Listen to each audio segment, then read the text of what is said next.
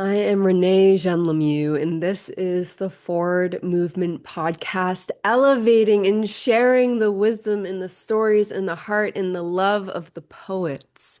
I am truly honored and held with such grace as I welcome dear Kimberly Gonzalez. I met this soul in Kansas City and continue to be in awe in the way of the strength that she enters every room, whether in the physical or the virtual or the spaces in between. Kim, how has the act of forward movement transformed your life? For me, I feel forward movement is something I've had to focus on, or not even focus because it's been unconscious, but do my entire life from when I was a child. Growing up in an environment that wasn't toxic. I come from a history of domestic violence and drug abuse and alcohol abuse and emotional abuse. That home environment was something I was always trying to escape from a young age. And I knew that the only way out was forward. And my energy, whether subconsciously or subconsciously as a child, I knew that was through, in order to leave that in poverty, I needed to get an education. So I knew it was focus in school, focus on graduating, and that way you can leave. And I did that. I was always focused. I couldn't dwell in the present because the present was just surviving. And um, I I focused on that. I graduated high school, and that same summer, I was 17 years old. I left home, and I went across the country. I'm from Miami, so I moved to California, and I was there for a couple years. And even that time, it was repeating patterns and always with in mind that I needed to keep moving, that I needed to leave and find the life that I wanted to create. Because if I stayed there, then it was just repeating where in the space I grew up in. And I kept, I've always kept moving. I've always kept going to the next goal, going to the next thing to reach, I guess, a state of now I'm in control of my life because I was able to become the professional, become this, have all the certifications, and have freedom to leave any situation, whether that may be, a place or a person or, and I did. I created that. I created a sense of security around me that I didn't have growing up, but I couldn't have done that without the concept of moving forward.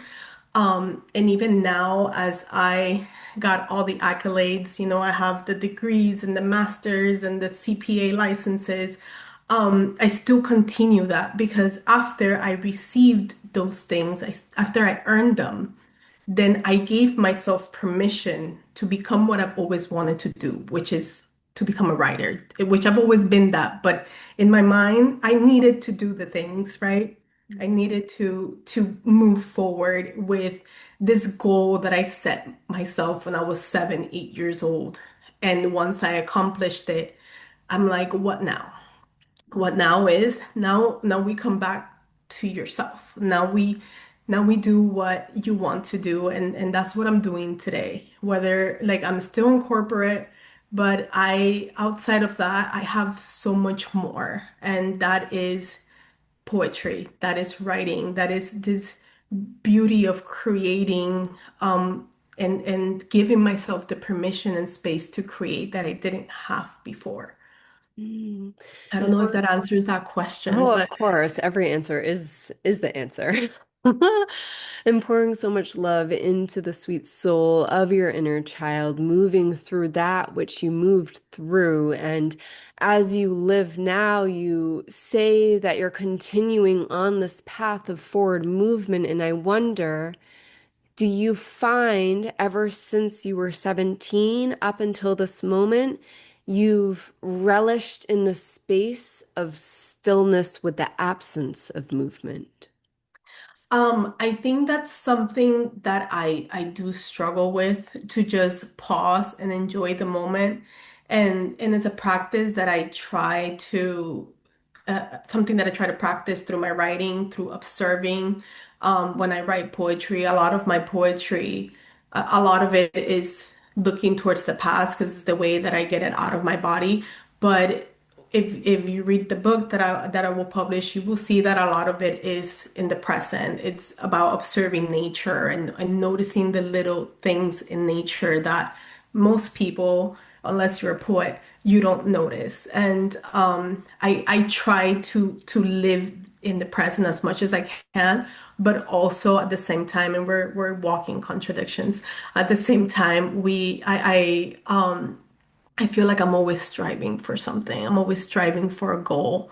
So it is something that I struggle with, to just sit and enjoy this pause. And I wonder how, once I publish my book, how I'm going to do that, because it's right now that's my focus. It's doing the next thing. I've already, sent my book to editing. And there's a few steps that I need to do to get it to that finish line. So once I get there, that space right after, I know I'm going to have to pause, because as a poet, as a creator, we need to pause and enjoy that moment. And I guess there's a little bit of anxiety and anticipation for that, because I know naturally, just based on how I've moved up until this point in my life, I'm gonna want to do a next thing. I already have ideas for things to do, but you know, it can't always be movement, and we need to, take the rest that comes after all of this working and creation and opening our hearts out. So. And to honor that, to honor the contrast of having the dreams and moving towards the dreams and not just having them stay on the paper in the mind. That's beautiful. We love that. And also, Kim, as you're sharing what you're sharing, I wonder what would happen if you allow the spaciousness of the pause to take place now instead of waiting for the publication. It's like we're on the trail and we're walking and we're walking, and we say that we're going to take in the vista when we get to the summit, but we forgot that the vista is every step to the summit. Yeah. What would that look like for you? Or even is that something that you feel like is possible for you or you're available for, to create those moments of stillness with the absence of movement, even while you're in the weeds of publishing? Yeah, I think, I think I try to do that, especially with, I have a schedule, I guess you could say, where I work 9 to 5, and then the areas around it is where I try to do the writing and the building of the book. But I also not schedule, but I do have time where I'm not thinking about that, and I'm just spending time with family and spending time with my wife, and sometimes just hanging out and doing absolutely nothing, or going out to a bookstore and checking it out. And just recently you introduced me to sourdough, and I've been baking like crazy. But it's something that I'm enjoying so much. And not only the baking part, but the part of, like, I've made so many people happy with my scones. And it's beautiful. Like I was it was my niece's birthday yesterday, so we went out, and my sister-in-law and her, they were like, "Oh my God, your scones are amazing." And that little bit of just making someone feel happy with something that I'm doing, something I'm creating, is that's pause in itself. I felt so good about that. And it's something that it's not, there's no pressure. If the scone is always gonna come out good, whether whatever it is, whatever fruit or whatever I put in it. And it's just enjoying those moments. That's just a little bit of an example of how I am enjoying the pause. Yeah, and what an exhale that is, Kim, that like, yes, the anxiety may or may not be there for what the pause looks like after the publication, but your body already knows what it's going to be like. Yeah. It's like the mind's trying to create a story of the unknown of what the pause will be, but you're like, I live it. I live the pause in between the action of the current day. Absolutely. I do. That's so special. Okay, so within your book, share with everybody what you're most aware of right now in the birthing of your book, baby. It's a lot because my book, there's no central theme, right? There's a little bit of everything, and it's a progression in a way of my life up to this point. And there's a lot of anxiety, and I'm getting emotional about it. Mm. But there's a lot of anxiety about people reading it, and strangers I'm not so worried about, but family and my mom and my dad getting their hands of it and reading it and seeing me in such a vulnerable state and expressing things that I've never expressed to them ever. That gives me anxiety, but it feels so good to be able to take that out of my body, and even if they find out, like, understand that that's how I feel, and I don't need that validation from them. I already have it from myself that it's okay to tell that story and to let it live outside of me. But there's also a lot of like, I I don't want to, sorry, I don't want to get perceived as like the bad, ungrateful daughter, right?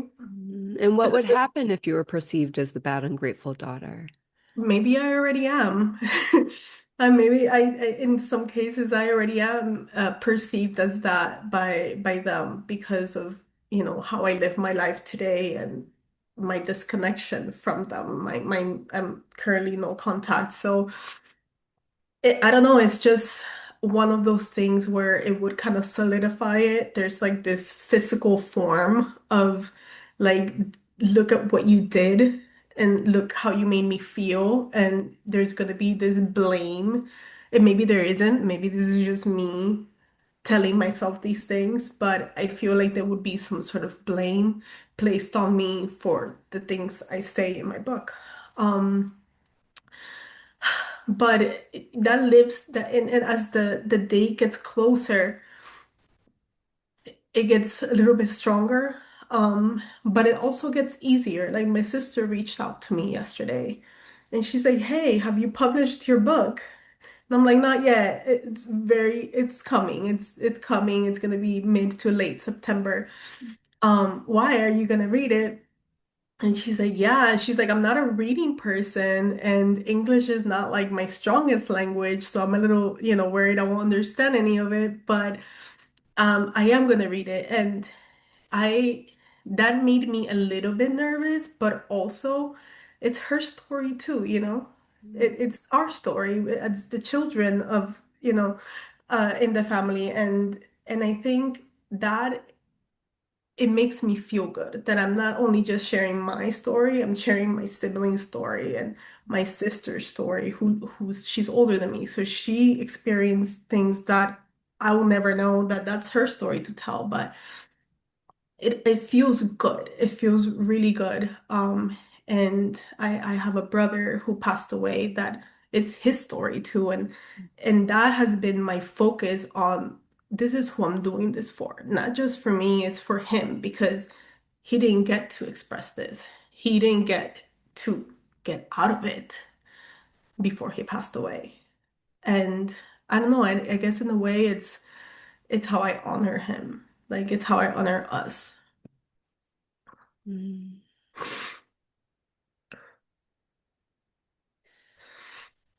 Yeah, Kim. And how many people will receive, and whether or not they relate directly, there is a webbing of relatability. The heart relates to the heart. Yeah. Why do you feel that there's this deep need to be perceived by the parents in a certain way? I mean, at the end of the day, no matter how much distance I put between myself and them, I care about them. I love them. They're my parents, and there's always been this, especially with my mom, there's always been this need for her to accept me as who I am, the things I've always have had to say. And I put a lot of not value. I don't want to say the word value, but it does weigh on, like that my mom likes me. I want my mom to like me. Um, but at the same time, I don't know, like maybe it's something that I need to continue to look within to answer. But like I do want my parents to like me, and beyond that, I want them to understand where I'm coming from Mm. because I know they did what they could, right? And what they knew how to do. But there's an accountability that I need them to understand that they need to take. And once they are able to understand that, then they can change or work towards being better. But I think that's really it. Like I need them to understand where I'm coming from so they can take accountability on their own and then not be like it not be something that that I'm just blaming them for. No, it's there, let's talk about it. Let's talk about the root issue here. Um, so yeah, I think it's Yeah. And like what's coming through is what if they never take accountability? You know, what if they're always in the land of perceiving you in a certain way? It's really powerful, life-alteringly powerful that your anchor is you and your anchor is your brother and your anchor is your siblings because it's really wild, is it not, that we can't ever change anybody, yeah. no And I'm matter how grateful for hard. that. I've grieved my parents for a really long time, even though they're alive. And I'm prepared for them to not be in my life forever, to when I have children, my children don't have grandparents on my side. Mm. Um, I'm fully prepared for it, but it doesn't hurt any less, and it doesn't change the fact that I want it to be different. Yeah, and to also play in the lands of like holding the vision. Isn't it a trip to be able to hold a vision and simultaneously name that it may or may not happen? Yeah, I play with that often of like living in that space in the ethers of all of the possibilities and really focusing on the highest possibility I know my soul is here to experience, but then simultaneously be like, but there's infinite. And I can't control anything beyond the actions that I take. yeah, How has this shown up for you in the process of allowing the memories that live in your body to come out of your body through poetry? Living in that duality of the dreaming, but also the reality. yeah. Um, I think for me is, even though I manifest and hope and dream of a time where I can be with both of my parents and it's not chaotic and it's not gaslighting and it's not all of these things. Um, even if I'm not ever able to change that even a little bit, I know that I know what I can do. I know what I don't want to be like. I have that vision of, I I know what I don't want to be for my children. So I think the way I kind of deal with that as well is that once I bring children to this world, I I'm gonna be the complete opposite. I already know that I get to redeem all of all of the past through what I create in the future. So that gives me hope that even if my parents don't come to terms or I don't come to terms with them, that there is a chance. There is another line that that continues and that I will make sure this cycle doesn't repeat. Mm. Such a beautiful gift to be able to alter the lineage Yeah, through action, through thought, through love, through forgiveness, through forgiveness, through forgiveness. through What are forgiveness. your thoughts on, because I was literally just feeling into this earlier today. I journaled on it, and I want to honor that every single individual soul's journey is very different. And Hmm. also, what are your thoughts on having copies of your book, baby, and that words like cyanide, Words like cyanide, yes. and having a personalized note or a letter connected and then mailing it out to the ones that you know are going to be affected most, whether it be your mom or dad, or whether it be someone else in your family lineage that you're like, ooh, this person I'm really nervous of sending it to. There's anxiety, but I can stop that anxiety by being proactive or by and even as I say that, like, why do we feel like we have to explain? Why Yeah. the book in? Um, but I think it's also a beautiful thought because even if it's, so why do we have to explain ourselves? But I think it gives you an opportunity to frame it in their minds. Like this is not an attack on you, it's this is how I saw my life from my perspective as the child. This is the things that I have hold on to feeling for so long, and maybe this is what I needed to heal, and maybe this is what you need to heal too. Mm, Um, I think it's a great idea because in a way, I even if it makes me anxious, I would love them to read it. mm. I would love them to see me in that perspective, to see the things that live inside my head. Terror. Um, go ahead. Yeah, it's terrifying to Yeah. have your parents, especially with certain relations. I know there's probably children out there or daughters or sons out there who have a different relationship with their family.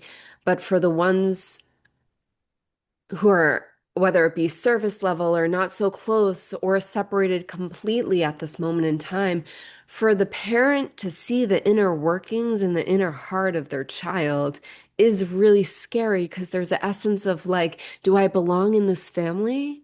Like I Yeah. was born into it, so I must, but what if they see me in a different way, or whether if there's judgment or, yeah.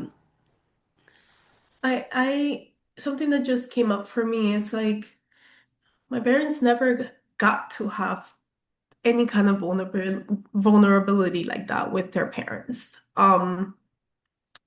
So even if it's not direct, and I've tried to sit down with my parents and have conversations, but it always becomes a defensive thing.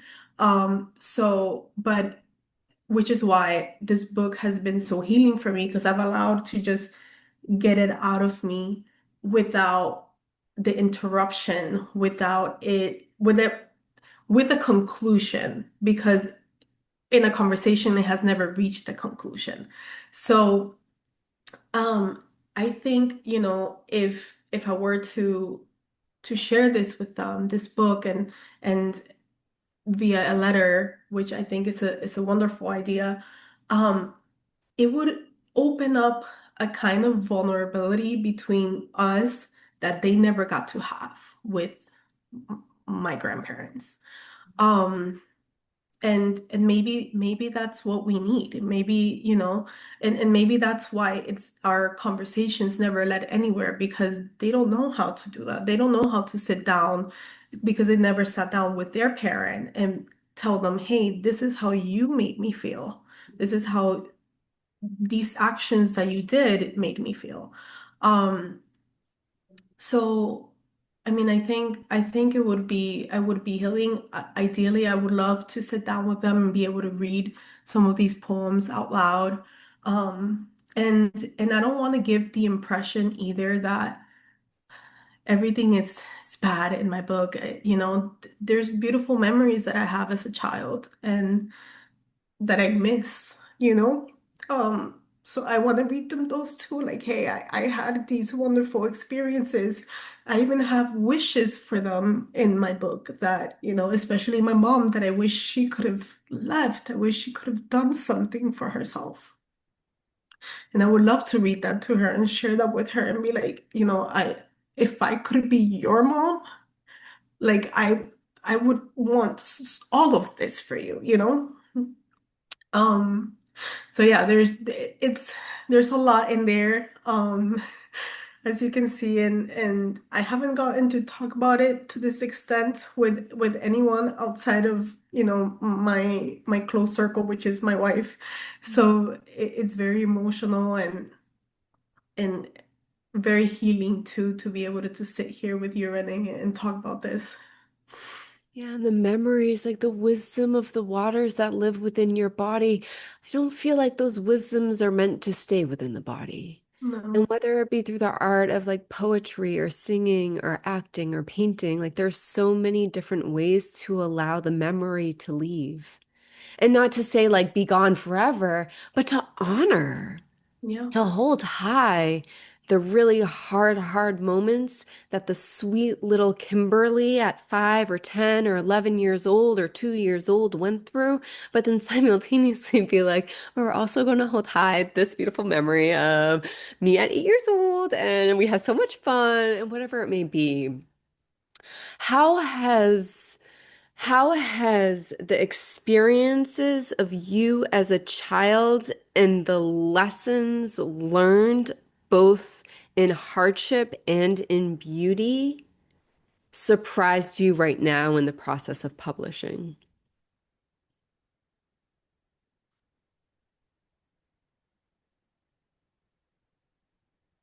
That's a really good question. I'm trying to think of an answer for.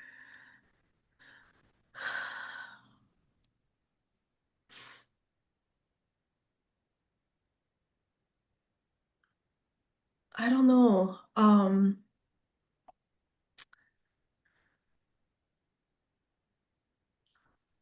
I don't know because I feel like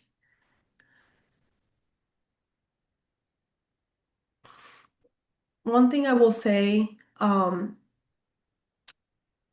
through writing my book, and I actually have a poem about this in the book.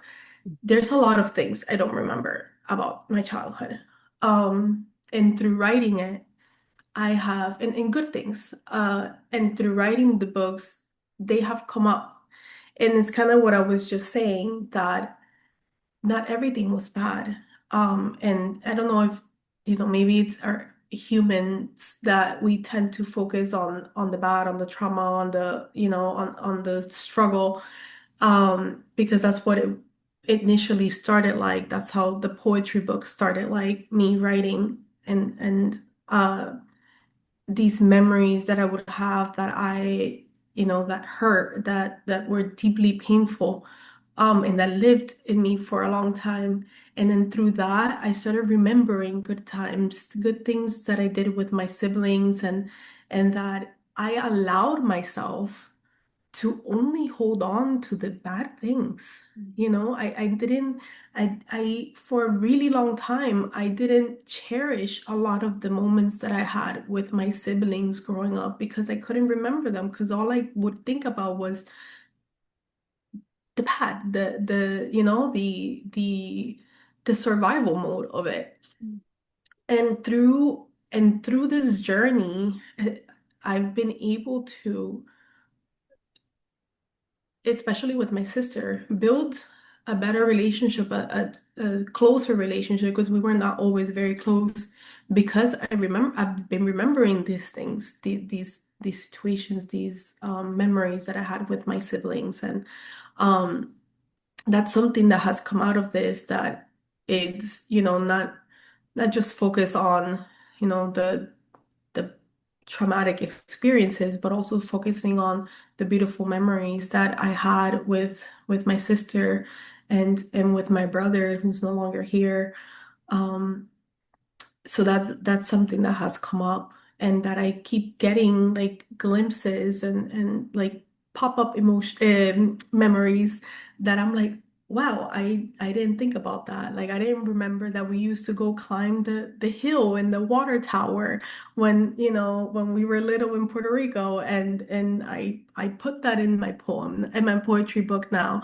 And those are the memories that I'm telling you about, that there's also good things in there that just come up as I dig in through, the sluggishness of, the negative emotions. I found these capsules of light, of wonderful moments, even with my parents, that I now I hold on to, and that I'm trying to kind of puzzle and like fill in the holes that I had. And now it's like it's a full life. It's not just like Kimberly had a shitty childhood. No, Kimberly had moments that were really traumatic, but she played. She was outside and she ran and she rode the bike and she climbed water towers, and she was 7 years old. And like it's allowed me to see my childhood a little bit different as well. Mm. And it leads me to either remember or wonder of when someone moves through a series of deep challenges that place the physical form and that beyond in a space of insecurity or unsafety. I wonder if the mind very brilliantly holds on to the bad to ensure the safety. Like Yeah, don't even try to remember the good because we can't go there. yeah. I And I, I think so. Oh, sorry to interrupt no, you. no, no.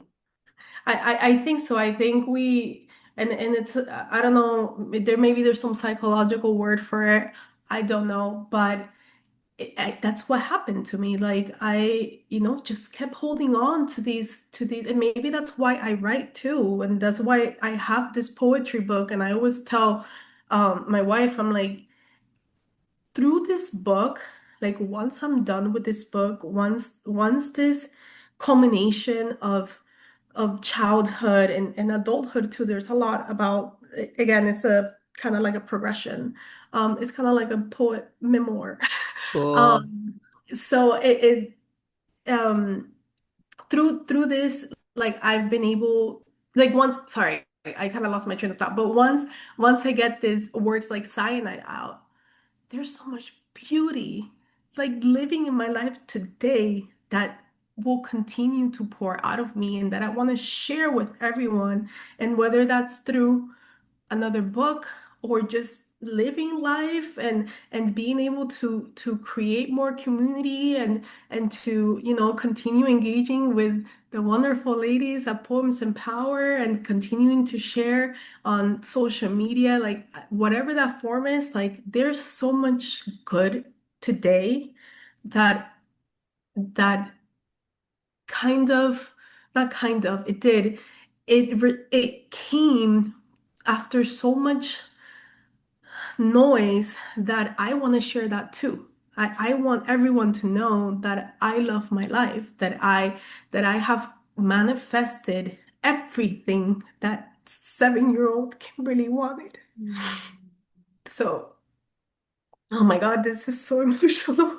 And how the 7-year-old you has created very intentionally the opportunity for this version of you, the adult Kimberly, the adult Kim, to be able to be so safe in your own skin and in your own environment that you've co-created with love and from love, that you can now only remember the beauty and the good.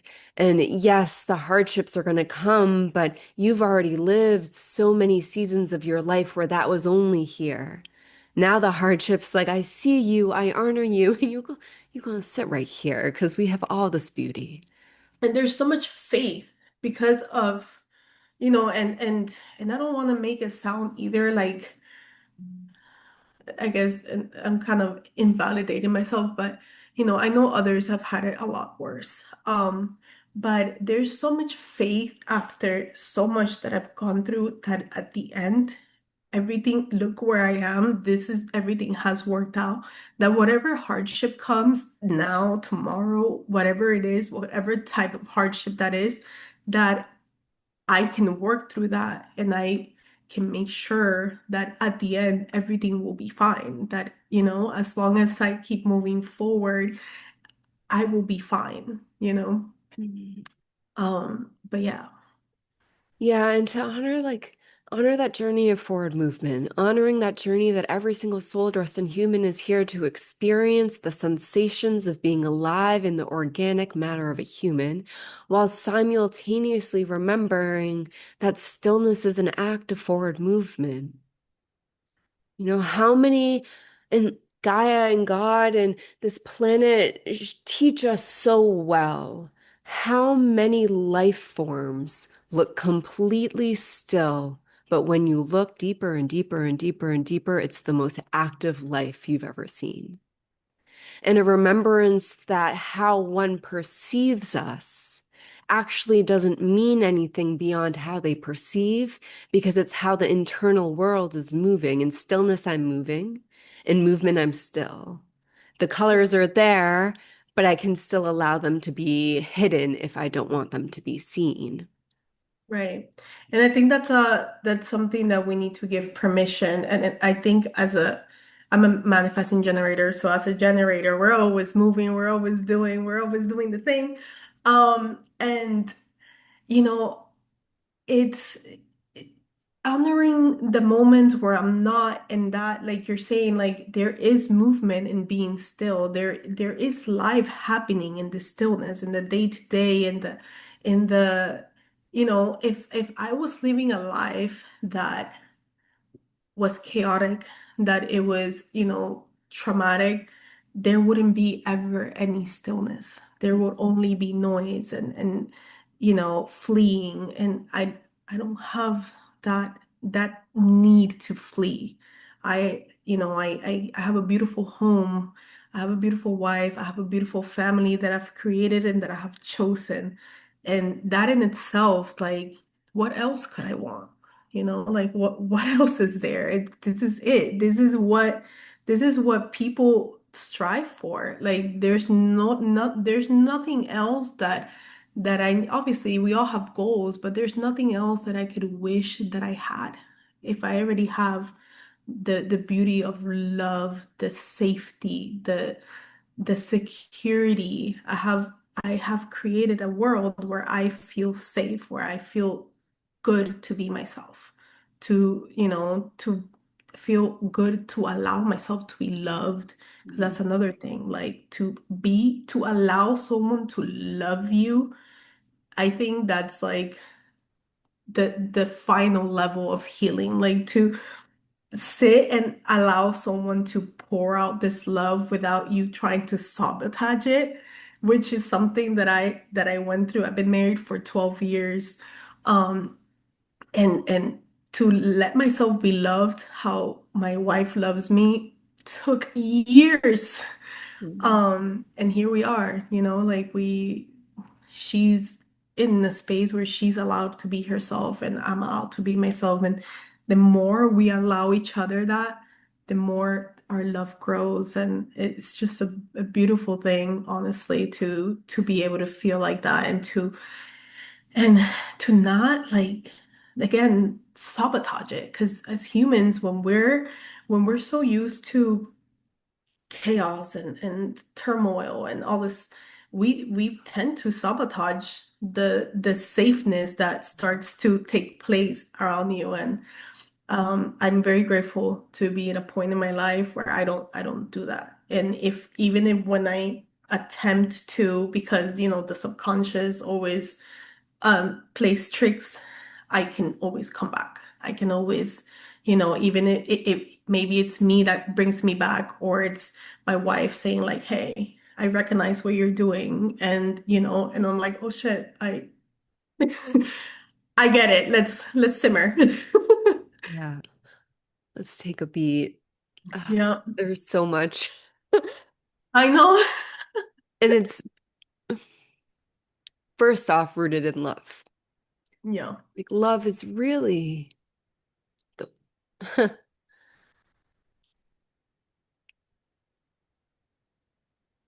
It's, it's only love. And I'm breathing. I'm like I wasn't breathing. And it's such a good reminder. Yeah, of to breathe. Working with the youth, you know,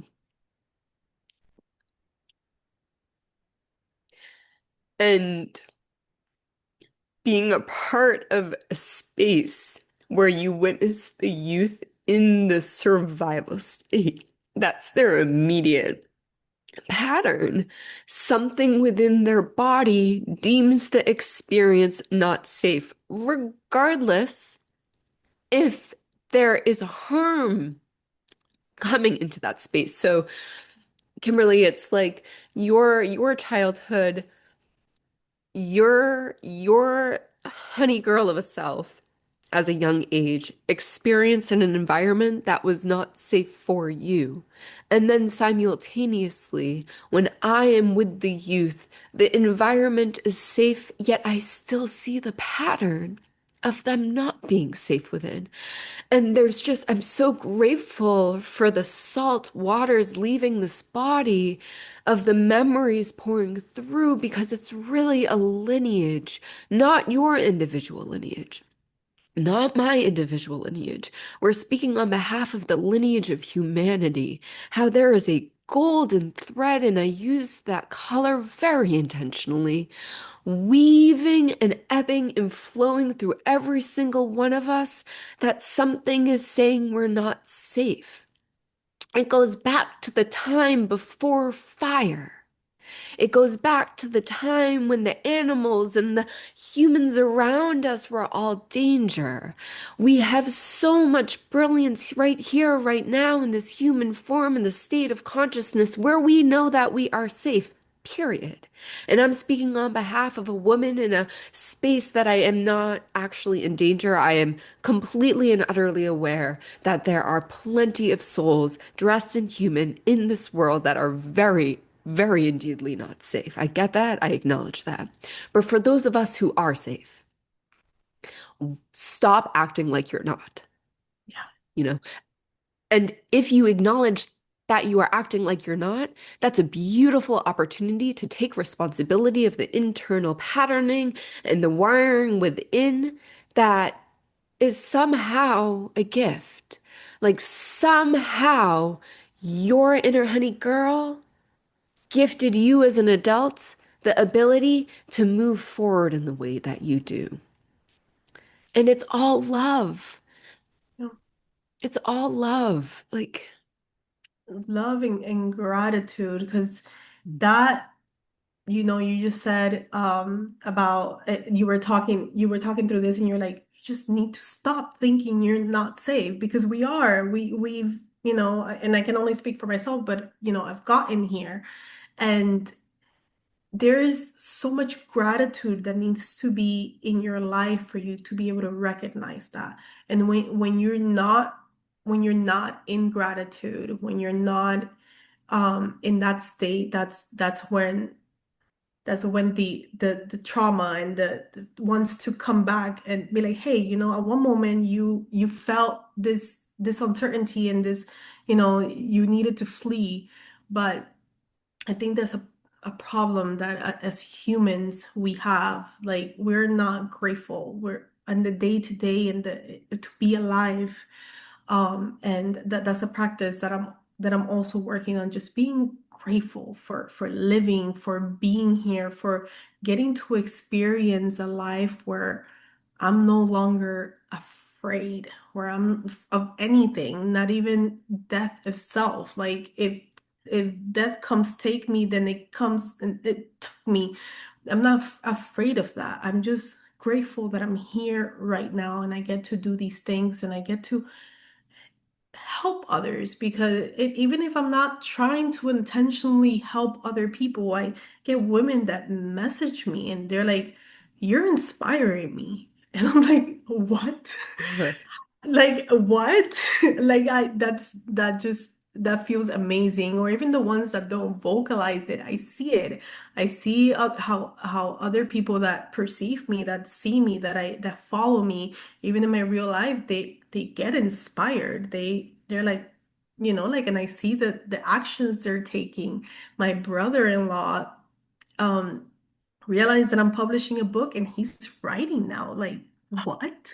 Like, like these little things, like these little nuggets that that I'm like throwing little seeds everywhere just with every step I take towards my authenticity, towards, living this life of freedom, of love, of gratitude, and it touching people, even if they're not conscious of it. Like, this is how we heal the world, our communities, our families, the people around us. Like, I saw a friend of mine that I have on Facebook, and she's starting to write, and then I commented on her, and I'm like, I am so proud of you, like, that you're posting your poetry and your art, her paintings. And we had a long conversation on through like voice notes on Facebook, and she's like, dude, you have inspired me. I came back to Facebook, and I see that you're sharing, and you see that you're doing all of these things, after she took a long break from social media, and now she's doing it. And it's like, that's that's all I need, honestly. Like, if I can help one person or two, like, that is gold. Gold, gold, gold. And I guess that also, just to kind of bring back the whole being perceived by parents or other family in a negative light, that even trumps it. Like, yeah, you may see me as like ungrateful daughter, but Sarah on Facebook thinks like I'm the reason she started writing again. What? Like, what is that? Um, and I'm so grateful for that. I'm so grateful that I'm able to do that. And I've always wanted to do something to help people. Like, you work with youth. I've always admired that, like being able to work with our teens. And I'm not doing that directly, but just through sharing, and I posted about this a while ago on Instagram. Um, just by sharing, by living a life, instead of making content of this is what you should do to live a good life. No, I'm just living the life. And then through that, people will be inspired. Women will see that and be like, hey, I want to do that too. And go ahead and do it. Like, it's like giving permission to others that for so long they didn't give themselves that permission. And here I am, just a regular girl from Miami, just by doing the things that she wants to do. Other women, other people, youth are seeing that and getting inspired by it. So And I love simple. that. So simple to simply Yeah. like be what you want to be and do what you want to do when you have access and safety to Mhm. do so. And Absolutely. I can totally see you offering an apprenticeship to youth on poetry and writing and expressing like that. I'm so curious if that's going to end up being part of your story, part of your life's path in some way. And maybe that's directly and maybe it's indirectly. And I wonder, what's your first memory of gratitude? My first memory of gratitude. Wow. Hmm. That's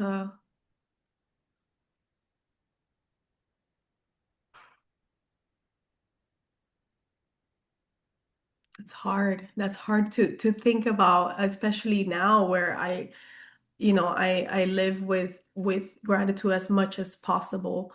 Um, I don't think I can answer that question honestly, like to have like one specific moment where I was like, I'm grateful for this. I don't know. Yeah, you just live it and breathe it now. And Yeah. the question came through in the realm of if and when there's individuals receiving this conversation and they haven't yet entered the lands of gratitude, like how, and maybe it's not a first memory, maybe it's the moment where you're like, oh wow, I am very actively and naturally and authentically living gratitude. Was there a switch in your life where like you were grateful and now it's living gratitude? Or if is it has it been so seamless in a way? It has been seamless, and I kind of think about my life in um eras, I guess. Oh, yeah. But like the last 12 years of my life, when I started dating my wife, has been such it has been transformative. The person that I was the day that I've known her for a long time. She was my brother's best friend. So I've known her since I was like 9 years old. But the moment she re-entered my life and never left, like it was like from that moment on, we were together. Like it was like a connection like any other. But that person that I was that day we reconnected versus today, it's like you wouldn't even recognize me. I was an alcoholic. Like I would drink every day, like a bottle of Jack Daniels. It was sloppy, it was gross. It was like this version of myself that I would never in a million years want to ever revert back to. And I was ungrateful because I took myself out of the situation that I grew up in, and I was, out in the world with with choice to make the right decisions, and I wasn't. I was self-destructing. Um, and a lot of who I am today is because I had her love and because she showed me what it was to be grateful. Um, because I was not grateful at all, and it it kind of happened progressively, and it was a little bit like pulling teeth. Um, because I always kept coming back, I kept wanting to be in that state. Um, and she challenged me. And the first like 5, 6, 7 years of our relationship, which is a long time, and I'm glad she stuck around through that. Oh, the first 7 years of our relationship were hard. It was a lot of falling. It was a lot of having to, to realize, like I was telling you, to allow myself to her love to penetrate. Um, and through that trend, I guess exchange of love and the challenging of my patterns and like calling out the patterns, that allowed me to be where I am today. And I like again, I will say it again a million times. I would not be here today if this woman didn't come to my life. And maybe I would have, but it would have taken me so long just on my own to be able to realize those patterns and to break out of them and to not self-destruct. And I'm getting chills. Um, she she's been an angel for me, like honestly, and has taught me so much about family, has taught me so much about gratefulness, and gave me a a view into a life that I didn't get until she came in. And what I mean by that is it's through her family life, through their union, through the way they love each other and show up for each other. I was able to be part of that and receive, besides a partner's love, receive a love, a motherly love, a sisterly love, a familial love that I never experienced before. And slowly, through being part of that, to being part of that family, I started loving myself, my life, and being grateful, living in gratefulness. And she lost, we lost. She lost her mother. I lost my mother-in-law in 2020, and that was so hard, obviously, for her and her family. It was also really hard for me. And that seeing how the loss of a person can change everything, how you spend your days, how you spend your Christmases, how you spend birthdays, and even like a Sunday afternoon changes, everything changes. That also made me grateful. And then shortly after, I lost my brother, Mm. and we hadn't spoken in a long time. We had some drama, and we went separate ways. And before he passed away, maybe like 6 months after, before we reconnected, and we were building a relationship, and we forgave each other, and we were, experiencing each other as siblings again. Um, and that, like, I was grateful for that.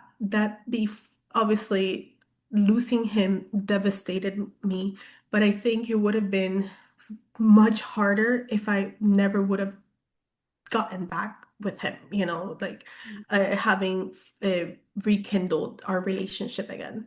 And I was, until this day, I'm grateful for that because I have siblings that never got to do that, that Mm. never got to fix their relationship with my brother. He was always the trouble child. And I know that they hold so much grief and so much regret from that.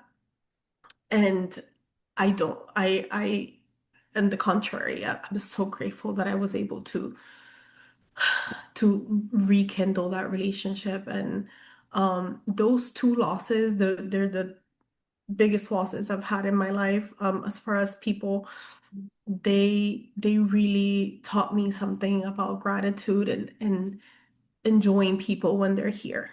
Um, and I do that. And sometimes it's hard for me. I'm not a people person. It's hard. It's very easy for me to go like weeks and months without talking to people I love.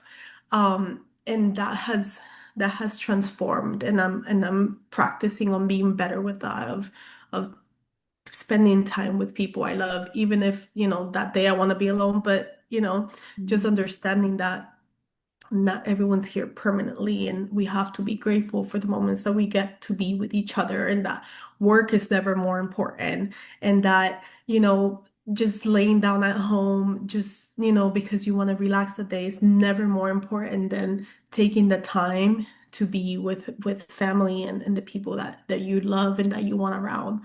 Um, so I know that was a really long-winded response, but Yeah. it's been progressive, and it's something that I try to bring into every aspect of my life, the gratitude. Yeah, and the gratitude, it's a yes and, like, yes and placing the importance of a family above the lying down, and also you can still lie down in the same day.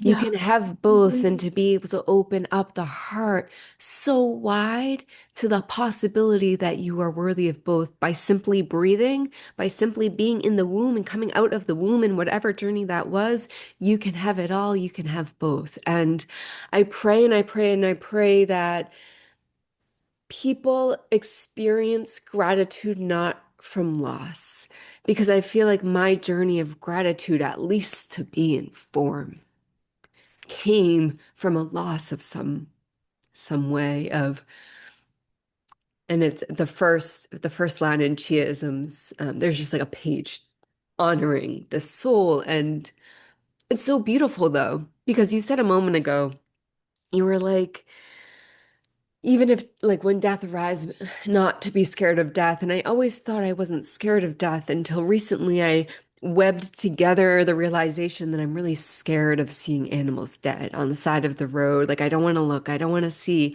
And then it clicked. It's because I'm scared of death. I'm scared of being able to see it. I'm scared of experiencing it. And yeah, and I can confidently say that's true. And I feel like that's why I so deeply desire, and I know for certainty that I will experience this.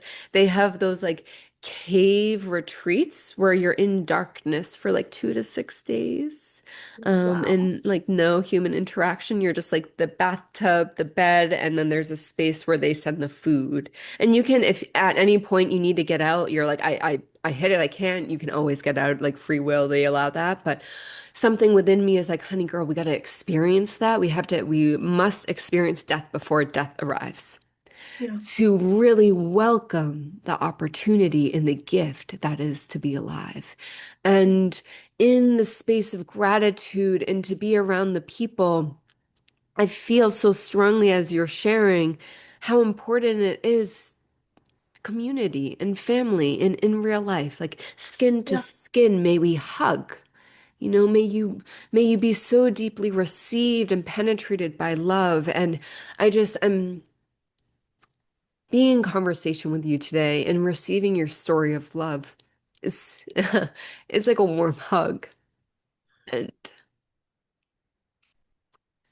yeah, for someone who loves so, so deeply and so wide in all the directions, I feel that, and I know it to be true, that the human is here to experience the reciprocity of love in a union form, to be to have someone choose you over and over and over and over again and simultaneously see all parts of you and like lovingly bring up the patterns and be like, see these? Yeah, these are a part of you and like we can leave them now. And that conversation happens about 300 times before they leave. Yeah. And that's beautiful. It's it's an experience, and at least from what it sounds like it's an experience of the most deep expression of unconditional love one can experience. Because with the mother and the father, I feel like there's always a level of unconditional love, but you were part of the mother.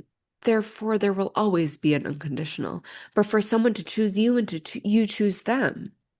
Yeah. So It's definitely a very conscious choice that needs to be made every time that person shows up in their darkness, in their shadow. And you know, there isn't that connection that you have with a mother where, you know, she will always be your mother or that would always be your father. This is another human that you chose to be bonded with, you chose to be family with, and that choice goes both ways. And it's hard. It's hard.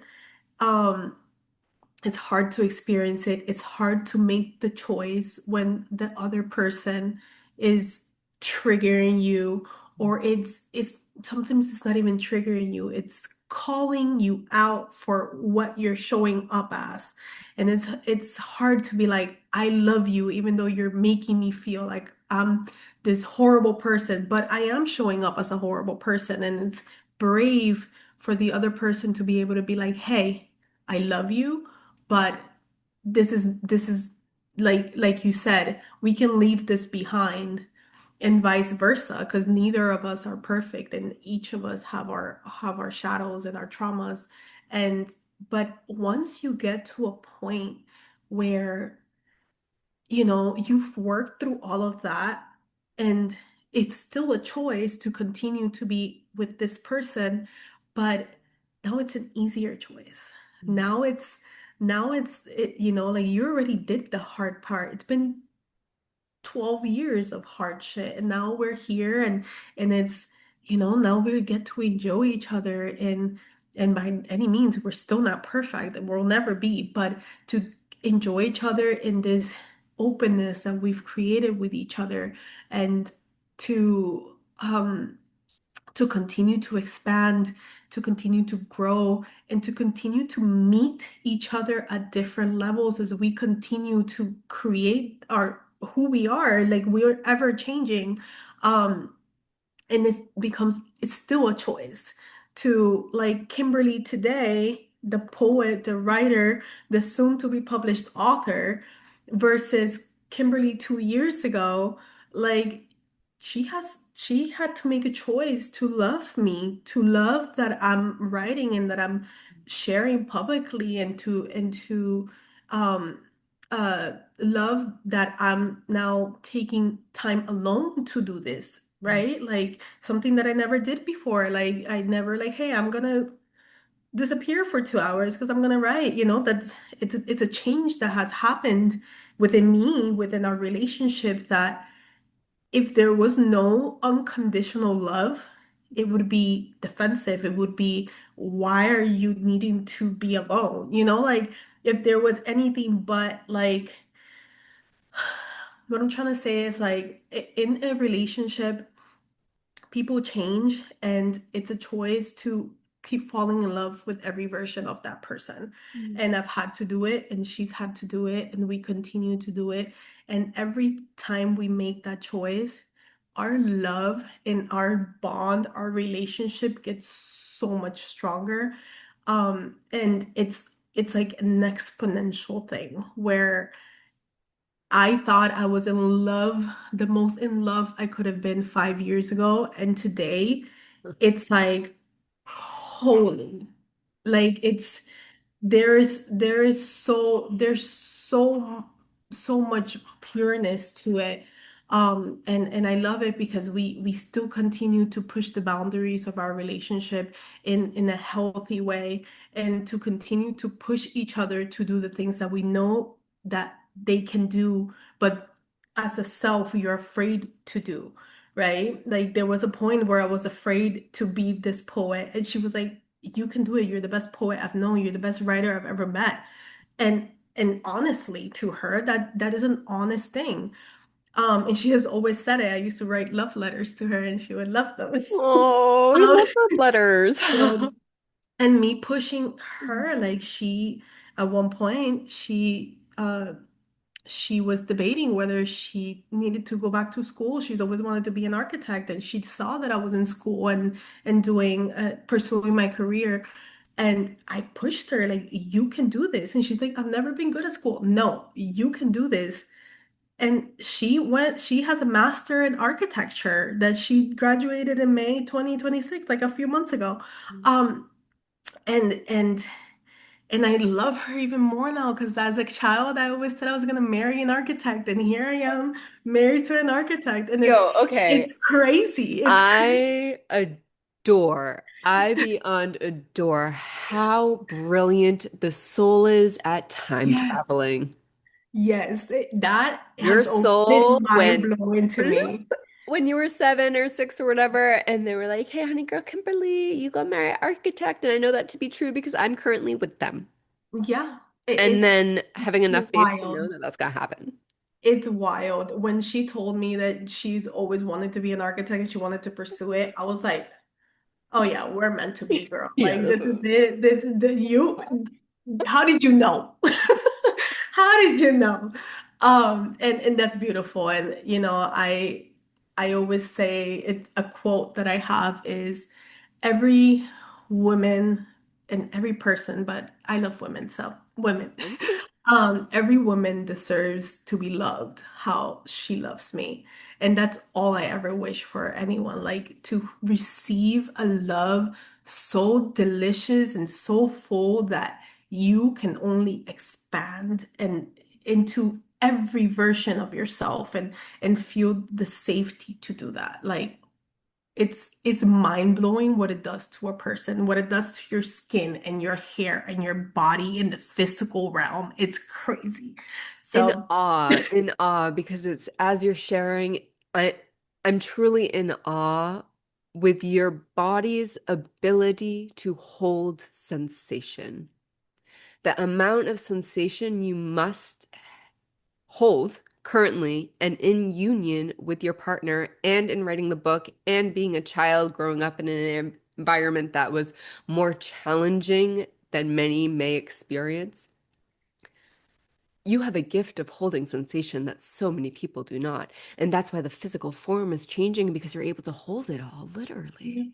And in pleasure, in Yeah. dripping beauty, in the essence of gratitude. And it's so beautiful. And I wonder, as you're sharing this, you love yourself more and more, therefore, your partner is mirroring that back to you. And then they step into loving themselves more and more, therefore, you are mirroring like it's a dance of just loving the Yeah. self more and the partner receiving the self. Yeah.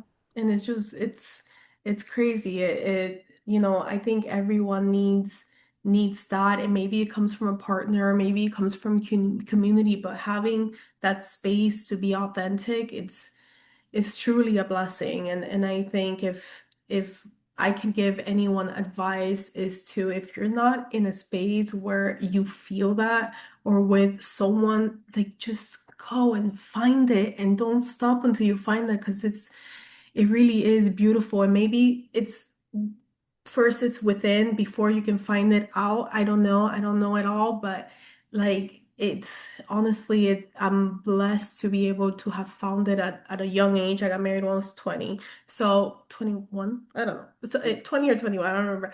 But it's wow, it's honestly it's amazing, and I only wish that for everyone to find something so good. Mhm. That's why season four is truly all for the poets. Yeah. Because entering salon, it was the first time in my life where I'm like, oh my God. So magical. So magical. It's like, it's truly, I feel like that's why I had such a strong drip of poetry following Salon. Because there, and Christy speaks about it too. She's like, Renee, your drips after Salon, because it was just so, I had never experienced. And all of a sudden, like the soul, not the human, not the Renee that you live and see and breathe right now, but the soul of this being was like, this is it, period. The sensations that you're holding now, this is it. May Yeah, we expand, expand, expand, expand, expand those sensations farther and farther in all directions and then hold them. yeah, That's the gift. And not the gift given to us, maybe though that is, it's the gift we're contributing, is the love yeah, in form. yeah. I honestly that those 3 days were so magical, and for a lot of people it's something that they haven't come by, or they've never experienced. And I know those 3 days meant so much for so many, including myself, and to be able to share that. My wife came with me, and her seeing it and experience, she was in awe. She was there, she's like as a spectator, but she was like, holy, this is beautiful. Like I've never seen such a thing. And the women, like every single one different, and every single one the same. Like we are all here for the same purpose, and it's to give love and receive the love, and encourage. And the most beautiful thing I've ever seen is Kansas City, that mansion, and the days that led up to it were amazing, amazing, amazing, amazing. Completely, wholeheartedly, full-bodedly agree with Yeah. that statement. Okay, words like cyanide. What's something that you want to share with everyone about words like Um, I mean, I think, by the way, this conversation was beyond what I ever imagined how it would go. And I thank you for that. And I poured my heart out here the same way that I did in my book. And I can only express gratitude for even having the space to do this. Um, I just, if I can leave with I can leave whoever listens to this, watches this with anything, is to, and I posted about this a little bit, it's to create, and whatever that looks like to you, it doesn't have to be public. I know I shared a reel yesterday. I was like, share your art, that? beat the AI algorithm. I know. that was a little bit of a preachy moment, but even if you don't ever post a poem, if you don't ever post a painting, if you don't ever post it and no one ever sees it, it's the creation is for you. It's for you to feel alive. So I, I just want I want everyone to have that. And I used to be the person that would say, I'm not creative. We're all creative. We're all here to create. And, I just want women and people and men and children and everybody to take time for that and to really connect with themselves and put it down on the paper, on the canvas, on whatever your form of creation is. Like that's the best thing you can do to heal your soul. And that's the message that I want to tell others, like create, because through creation, through through that process of creation, is how I got here. It's how I'm able to be where I am today, and I know it can be transformative for anyone. So that's the message I would like to tell others to delve in it, to dive into it, start journaling, start drawing, dancing, whatever it is, just do it. Just do it. Like listen to the voice that's already speaking to you that I've always wanted to do it. Just do it. I sound like the Nike commercial. But it's Nikki's gonna be true. calling you. Yeah. Hey, if Nike watches this, Yo, just saying. well, Oh, thank you so much, wow. Renee. Thank you, and you're welcome, and thank you, and you're welcome. And we have had the glorious Kimberly Gonzalez here on the Forward Movement podcast. Everything that you are here to receive from Kimberly, but on this conversation is going to be in the show notes. So scroll, scroll, scroll, and then click what you click, and then you will be able to connect with her. I'm Renee Jean Lemieux. This has been the Forward Movement podcast, and just thank you, thank you, thank you for your love and your movement forward and for simply being and being brave enough to simply be.